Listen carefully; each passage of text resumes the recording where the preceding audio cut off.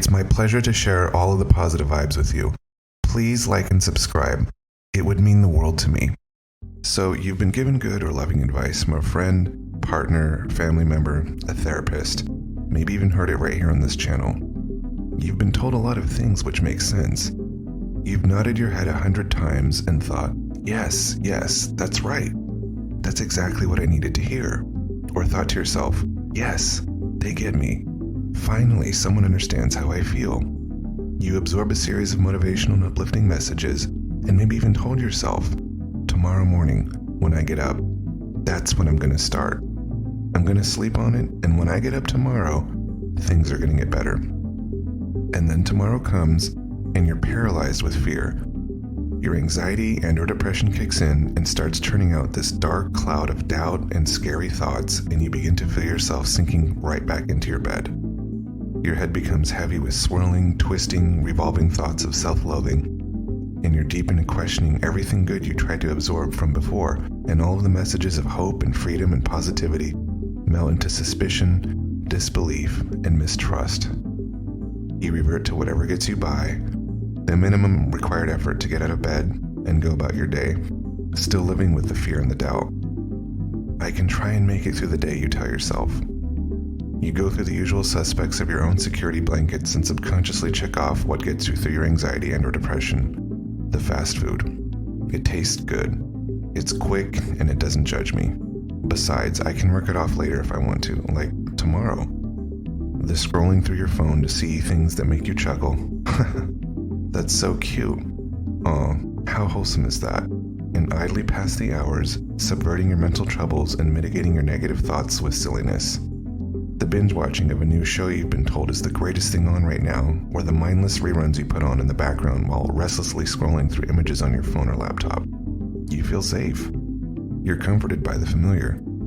Filling your five senses with instantly gratifying feelings is how you've always dealt with your anxiety and/or depression. It's what you know. And then the day finally turns into night and you lay your head on a pillow, so tired and desperately want to get a good night's rest. But your thoughts, those damn thoughts. How can I break free? How can I finally find the motivation to actually do something? I want to change, but I just feel so overwhelmed when I think about it. Okay, take a deep breath, in and out. I'm going to share a secret with you. This is critical, so pay attention. I have personally battled both anxiety and especially depression for as far back as I can remember. I'm talking like all the way back to childhood.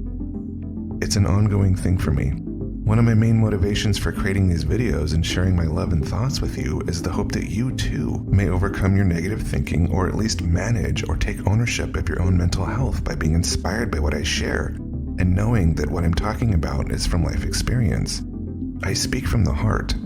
I know firsthand what it's like to go through that daily routine. Fighting off anxiety and depression takes work. It's near impossible to do it alone, and I hope for those of you who do battle that you're doing it with other support. Keep fighting the good fight. So, I was talking with a friend not long ago, and we were sharing tips and ideas on how we overcome that first step. I'm talking about moving from thought into action. That first step is always the hardest. I know it is, and you do too. Again, you can hear or be told all kinds of sage advice and get really excited and tell yourself how you're going to get that ball rolling, but then you find the ball is at the bottom of a hill you just created in your mind. And then the hill becomes Mount Everest. And then the ball becomes 1,000 pounds. And you feel defeated and you haven't even done anything. It's all in your mind, my friend. We have to reprogram your thinking, and I'm going to share with you one way that really works for me, especially first thing when I get up. So, hear me out and see if this feels like it will work for you too. It's going to sound really simple and also really obvious. You've got to physically get up from lying down and immediately start moving your body. I'm talking about immediately either going for a walk or jog, getting on your bicycle, doing some push-ups, skipping rope, dancing with yourself, yoga, anything that gets your blood flowing and your heart pumping. And when I say immediately, I mean like go to the bathroom if you have to, get a drink of water, and then jump right into moving your body. This has to happen first thing, and I cannot stress this enough. Driving to a gym will not do it. Taking a drive and listening to music will not do it. Waiting till you feel totally awake will not do it. By the way, if you do want to ride a bike to the gym, that will work, of course. Now, if you really want to feel supercharged, the best option is to physically move your body forward through space. What do I mean? Walking, jogging, riding a bike, things where you are physically moving past and through your environment is optimal for your mental well-being. How so? There have been a number of studies which illustrate that certain brain waves become activated when moving through space. Put simply, when your eyes and brain register movement in conjunction with your body moving forward, your deeper or higher thought comes into being. This is precisely what you need when battling anxiety or depression. You need to get out of your head. You need to get out of your own way and out of the mind traps which keep you static and drained. Moving your body, something as simple as taking a walk, can alleviate so much of your fear and doubt. If you still don't believe me, I challenge you to not only do it, but also do your own research on some very highly successful athletes who suffer from anxiety and depression and are able to manage it with their chosen sport. I am by no means suggesting that you need to be an athlete to overcome your mental afflictions. Quite the opposite. I'm telling you that there are people on this planet who can achieve and perform at the highest levels of competition and still have serious mental diagnoses. Let's think about it for a minute. On its most basic level, your brain is a small factory producing electric thoughts and ideas and stringing them together. That factory is housed in a vehicle, your body. If your body is always at rest, it will waste away. If your body is constantly abused with loads of sugar and other things it cannot process, it will waste away. If all you are left with is a factory which produces electricity but has nowhere to go, it will overload its own circuits and malfunction or burn out. The results of which show up as anxiety and depression, and the physical counterparts, of course, become chronic diseases of the body. The whole idea or experience of being human is to use what you have. This means both your mind and your body. Together. Together is what I'm talking about. By forcing yourself off of the couch or out of bed and immediately using your body to get your blood pumping, you are stirring and stimulating and steering both your thoughts and your blood into action. Action is the key. I say again, this isn't about becoming an athlete. It's about conquering your negative thoughts. You can do it. I can hear you protesting already, but how? My anxiety is so overwhelming. My depression is so heavy. It's so much easier said than done. How am I, with, insert your own excuses, supposed to do what's good for me if I can't even overcome my own afflictions? Now take another deep breath in and out. And now think about what I mentioned in an earlier video. Really think about this. You cannot receive help if you don't help yourself. You cannot receive love if you don't love yourself. You cannot expect change if you don't change yourself.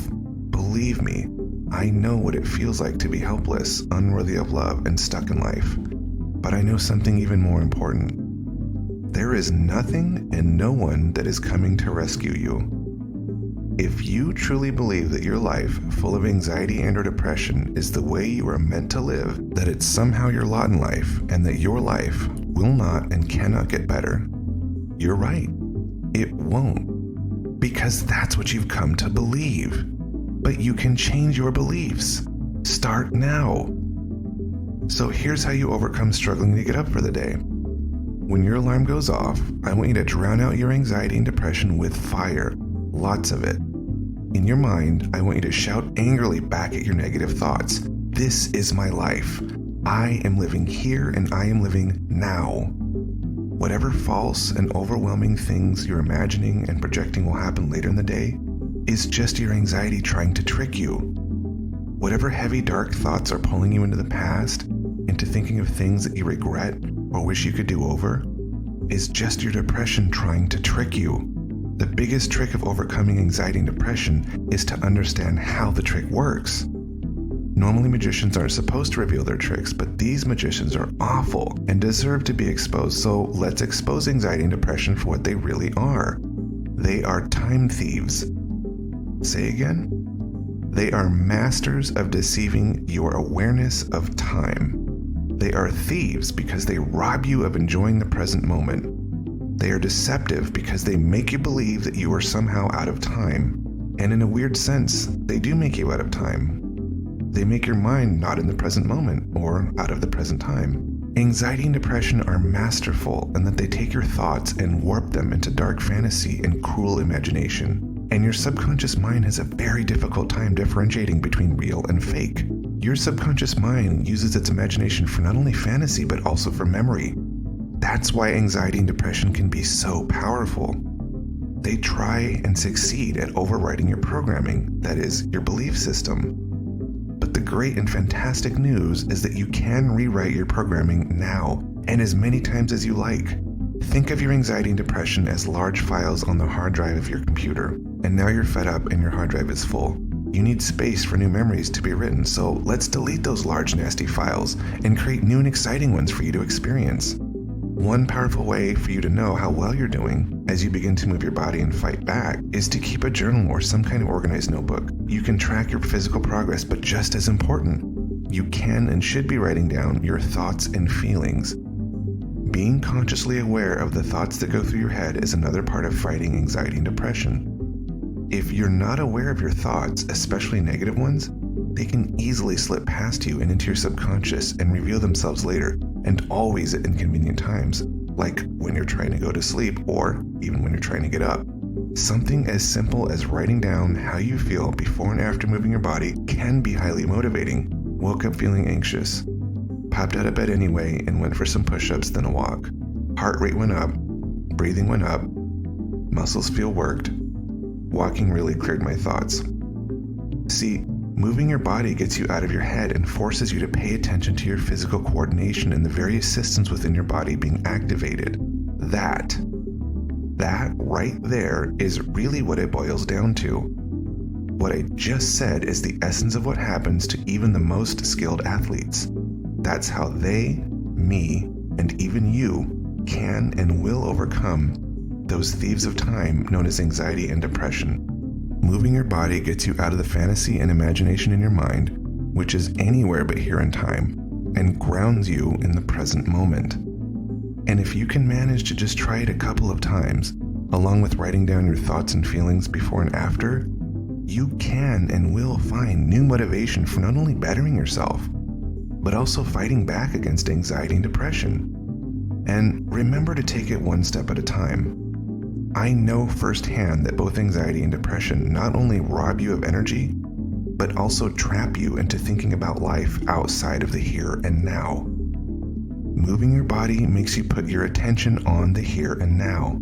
And honestly, if you really think about it, isn't that where you're actually living? Right here, right now. Do what you know needs to be done. Fight the good fight. And remember, wherever you are, whatever you're going through, keep going. I believe in you.